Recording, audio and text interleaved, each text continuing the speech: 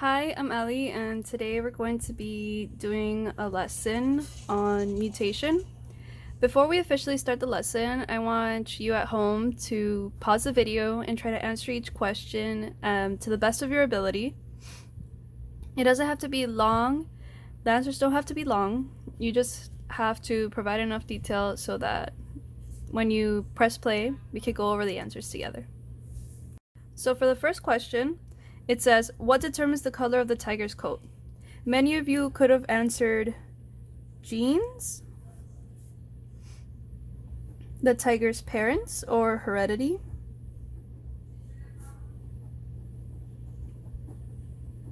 Or their DNA. All of these are right.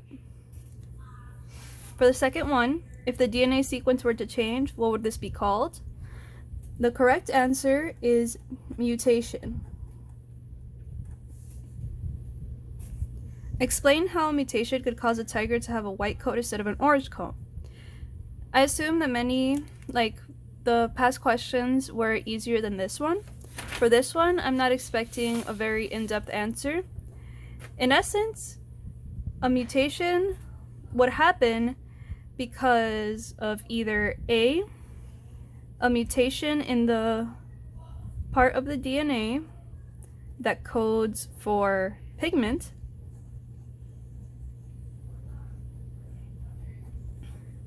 just the word mutation, or lack of melanin.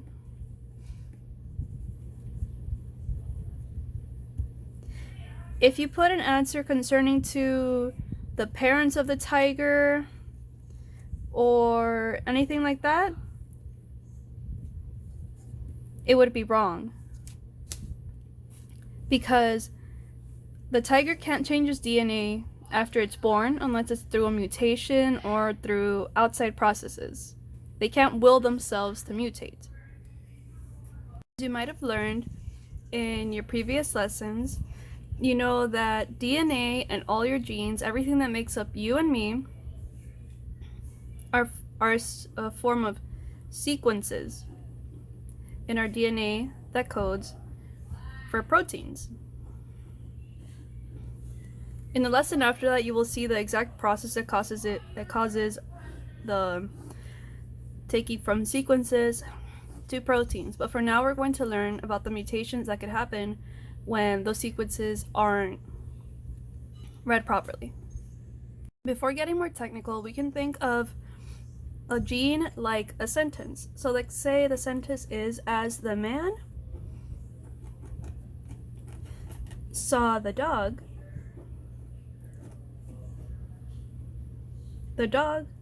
hit the can. And then we put that it ended. This sentence conveys a specific meaning. The man saw the dog and the dog hit the can. A mutation or a change in this sentence that alters the meaning can be problematic, especially if this is part of a greater whole, like a paragraph or a story. Changing one word that changes the meaning of the sentence can change how the story is read. How does this relate to our body, you may ask?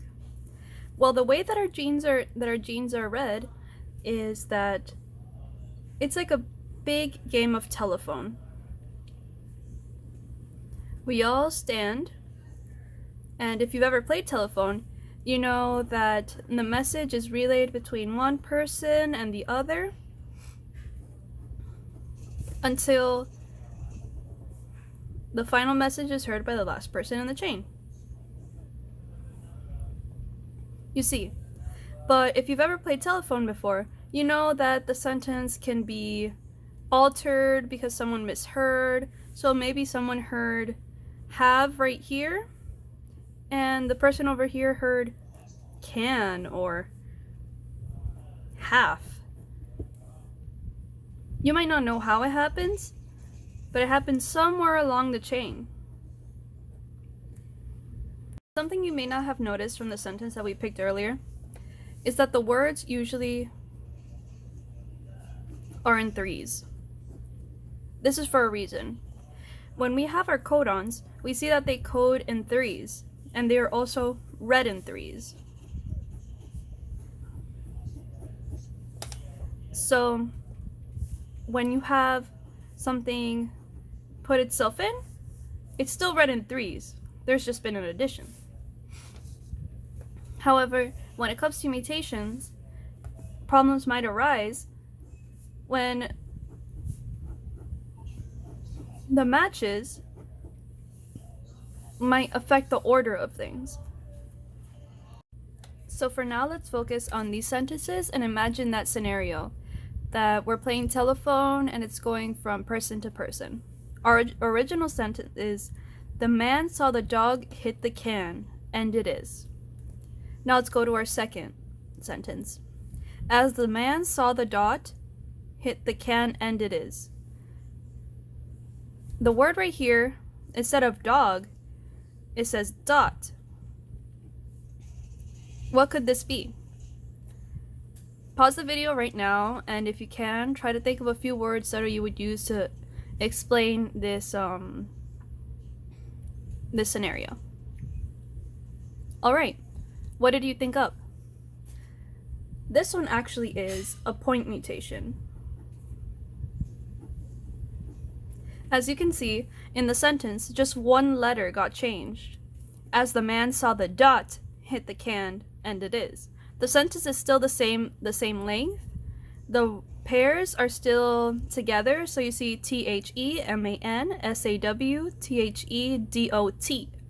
The T is the only place that there's a difference. Instead of a G, there's a T.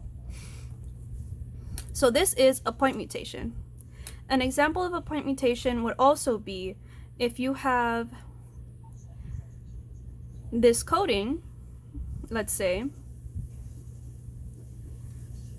that instead of reading for the final T right here, it reads for another G or something along those lines. The ones before it are still read the same, but the meaning of this one is going to change. So for a second sentence, it says, as the man saw the blank hit the can, and it is. We can see right here that something's missing. As the man saw the what hit the can. So, pause the video right now and try to, in your own words, explain the process that happened here. Did you find it out? Yeah, it's a deletion. The word dog isn't there anymore. So the way that this would affect your DNA would be that if there were 3 letters here that would code for something, they wouldn't be there anymore. It wouldn't be read completely. This is called a deletion. Okay. For the next one that we have here, it says, as the man saw the fat dog hit the can, and it is. Here we see that the word that's different is fat dog, the addition of an adjective. Again, hit pause so you can try to see if, in your own words, if you can find what this is. Okay, so this would be an insertion. It inserted another 3-letter word. That would be fat.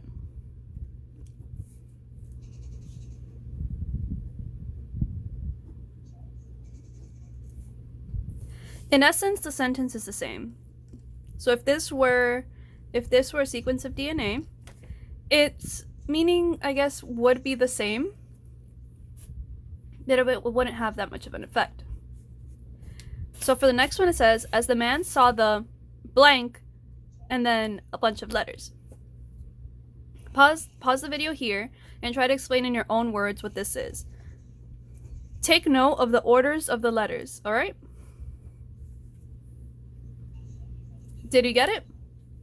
All right, so here we see, as the man saw the blank OGH, ITTHECANE, and D, ITIS. So here we see there are groups of threes, right? And you notice that our words are usually groups of threes. So do you see what this is? It deleted the letter D. But why isn't this just like a deletion, or a point mutation? Well, it's different because all of this shifted. From this point onward, all of the letters after it shifted. So it would all code for something different. This is called a frame shift mutation.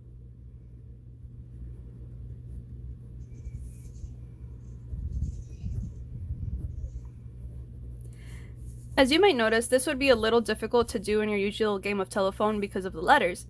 But if you were spelling something out, taking a letter out would change the meaning completely. Everything after the word the would be completely different.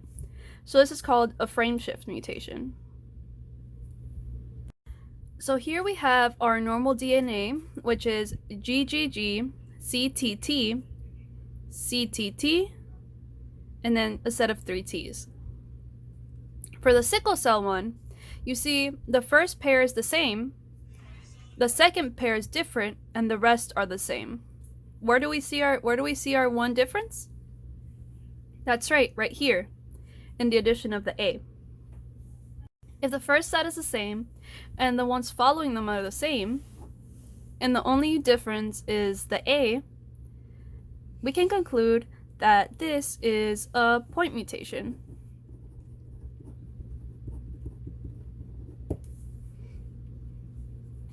So depending what these code for, this one could be the same, this one will probably code for something different, and these would be the same. If you know about sickle cell anemia, it turns a regular blood cell and it changes it so it forms more like a sickle shape. These are the sickle-shaped blood cells of someone with sickle cell anemia. It's a genetic disease common among those of African descent. Sickle cell anemia is the result of a point mutation, a change in one nucleotide in the gene for hemoglobin. The mutation causes the hemoglobin in the red blood cell to distort into a sickle cell shape when deoxygenated. The sickle cell-shaped blood cell clog in the capillaries, cutting off circulation. So I guess this would be called a bad mutation, right? Well, the answer isn't that black or white. In places where malaria is often, sickle cell anemia, or at least partial, where they're just carriers, is actually a good thing because of instances like malaria. So this shows you that not all mutations can be bad. If you think of other mutations that happen in human DNA, blue eyes are considered a mutation in the scientific community, as well as this instance of sickle cell anemia. There are also mutations that cause you to have extra fingers, like polydactyly. If the condition isn't considered life-threatening, and it doesn't downgrade the quality of life of people, we can say that they're not that bad. We also need to take into account all the different traits that animals have that help in evolution. How would we have these traits if it weren't for mutation? Mutation helps with the diversity of life.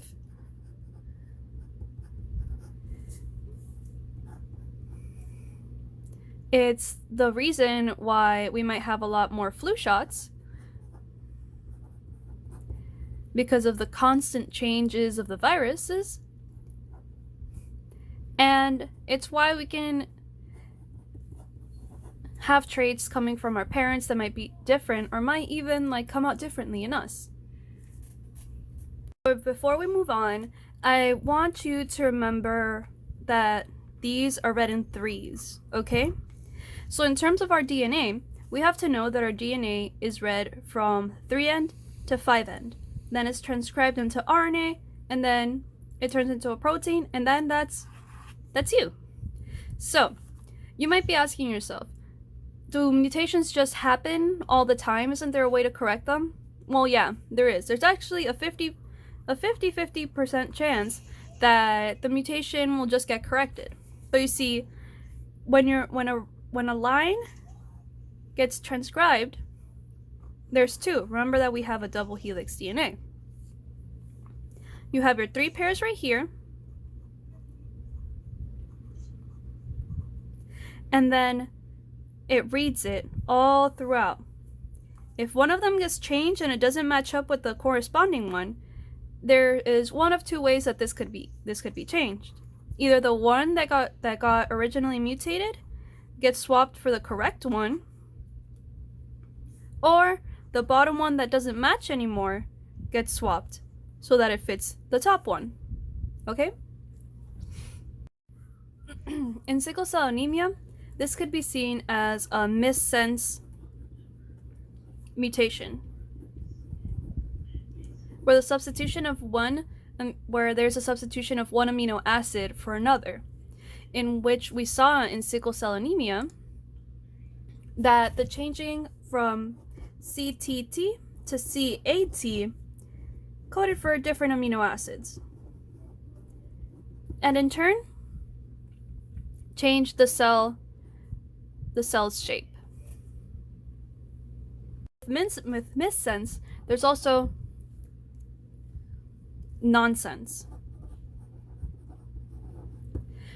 where you could be coding for a certain trait, and then